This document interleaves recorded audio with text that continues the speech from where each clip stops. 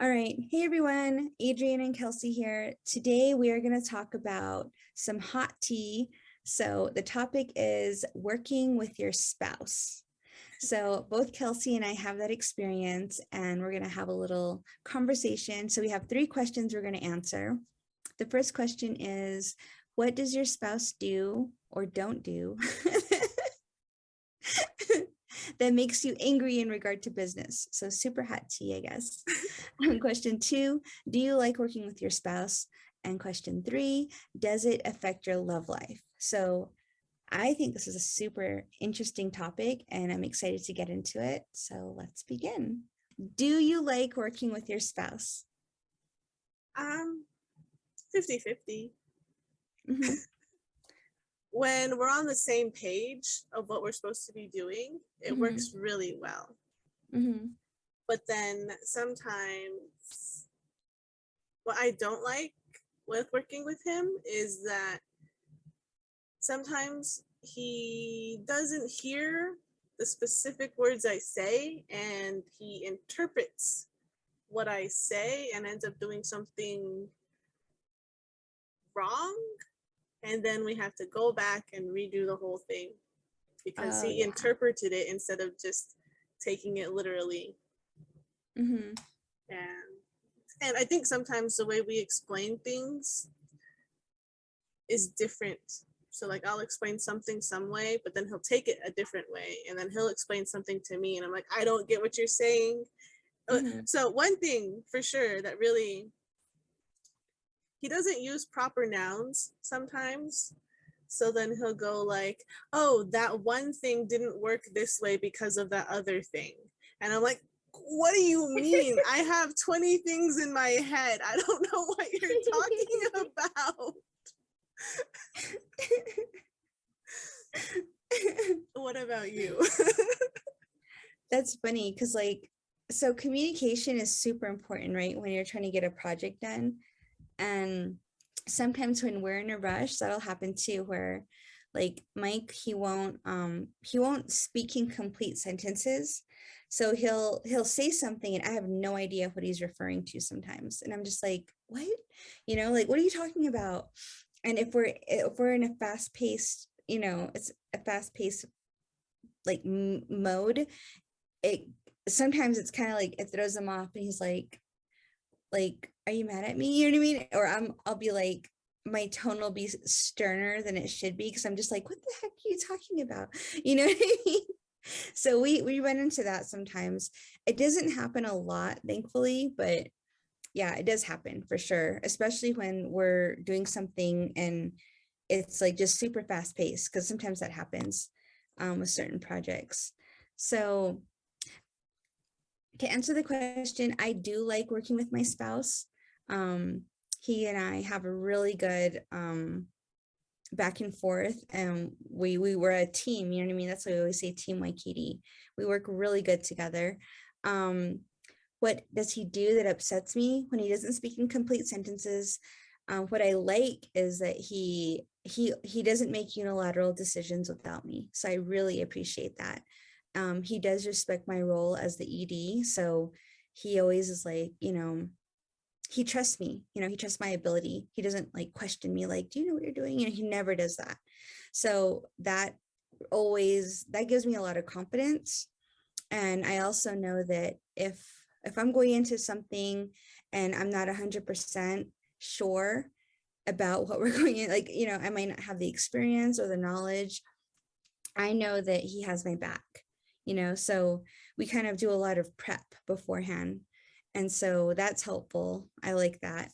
But yeah, I think that working with him has been a really good learning experience for me. And I think I'm also kind of spoiled just because we do have really good, we have a good working relationship. Yeah. So my battery's running low. We need to wrap this up. Okay, so does it affect your love life?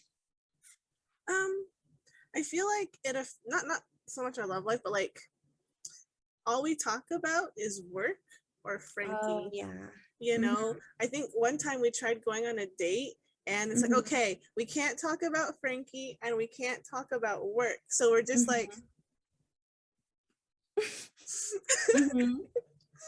But then we both Mm-hmm. then we started getting back into our gaming. So now we talk about games, and with all these Star Wars content, Mm-hmm. we talk about Star Wars now. So now we have more things to talk about. That's But good. That's good. after a while, it's like we talk about is Frankie or work. We got to find Mm-hmm. something different to talk about. What about you? Yeah, I think that I'm the one that he seems to thrive on this interweaving of our lives, right? For me though, I need some separation every now and then so I can feel like myself. You know what I mean? I got to do things for myself. And he recognizes that. So he like encourages me to do stuff on my own every now and then. Like the backpacking trip was one example of that. The girls trip I went on this spring with my friends out to Sedona, that was really fun. And he was like, yeah, do that. If you need that, go for it. You know what I mean? And so um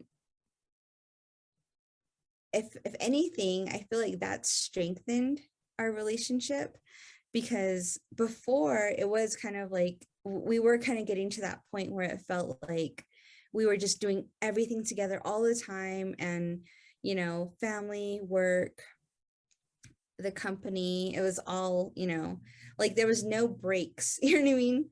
And so I when we decide to do something, like we always try to get away for our anniversary. That's like our goal. We plan around it so we can make it happen. And so during that time, we have to kind of like commit to not opening emails, not taking any business calls. You know what I mean? Like if anything, too, leaving our laptops behind. And it's really hard to do that because you never know what's going to come up. But there'll be times like I'll be checking my email and he's just like, he'll see me getting stressed out and he'll just like take it away from me. He's like, no, like turn it off. Or like he'll be like, if we're gonna go for a walk or something, he'll be like, let's leave our phones in the car. You know what I mean? Let's just enjoy the walk. And so little things like that I've noticed are really helpful, making that separation from our busy life, and then just prioritizing these peaceful, quiet times together. Mm-hmm. So I think we're trying to learn how to find that balance. But I think it's strengthened our relationship just because we're able to see each other in different ways, and I think people that don't work together, they kind of have a work life and a work personality, and then they have a home life and a home personality. But for us, we see each other as whole people, which I think is really great.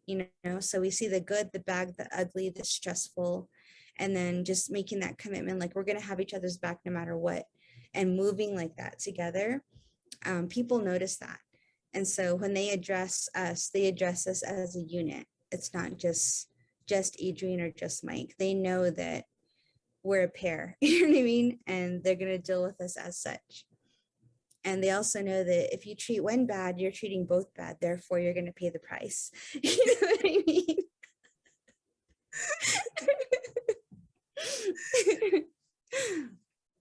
So yeah, it's fun. Well, like with my company, it's different because it's me, my husband, and my brother. Mm-hmm. And I'm by default the chief executive member because I filled out the paperwork. And so sometimes it's like I'm doing everything. But then Mm-hmm. also it's my control freakness of I can't let them do it because I don't know how it's getting done. And so I take on more than I need. So I Mm-hmm. definitely learning to trust Ryan and Algernon more with work. Mm-hmm. Mm-hmm. And it's super sure not being able to work on my work is just listening to you talk about putting your phones away or leaving it in the car or leaving your laptop. I'm like, I can't. It's hard. Yeah, it's hard. It is. But I recommend it. Even if it's just for like an hour or two, you know what I mean? It's like you got to do that.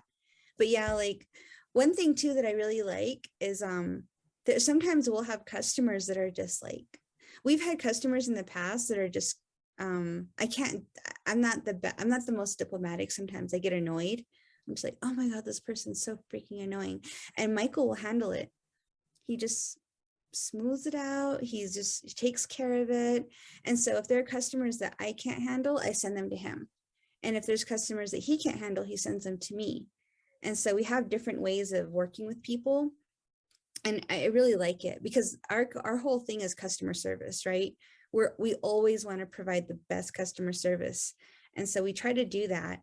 But there are times when I'm just like, oh my God, this person's like really annoying. You know what I mean? So he'll take care of it. So that's been nice.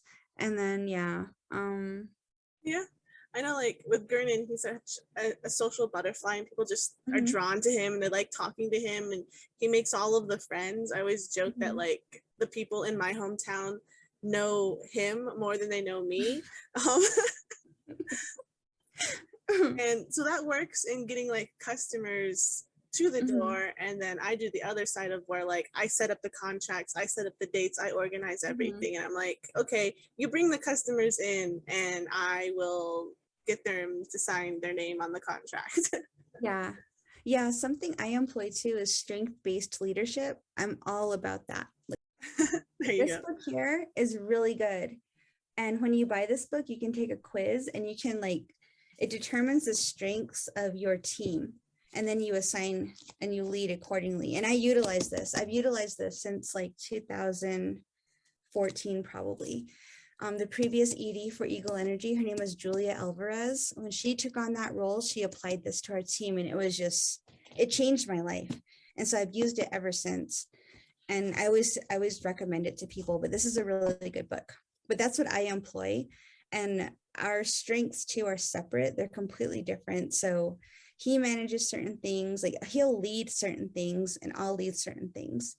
So, but we always have that middle ground of